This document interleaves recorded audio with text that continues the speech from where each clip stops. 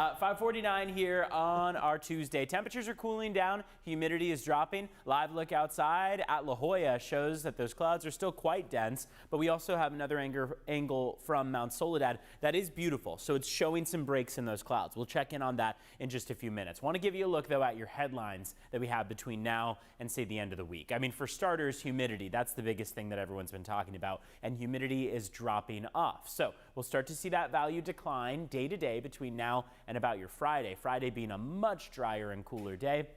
But even today, you'll likely notice a pretty decent decline in humidity. Temperatures are also falling, and by the time we get to the end of this week, it's going to be much drier, much cooler. Marine layer rebuilds. It's going to be kind of back to a normal fall-like weather pattern, but you can at least thank the tropical moisture for bringing us some gorgeous sunrise and sunset views. Thank you to Scott for sending that photo in. When we look forward through the next several hours, there's the chance of a couple specks of green out there, maybe a few showers that'll pop up, but not as menacing of a sight as yesterday, where midday we saw plenty of showers around the area.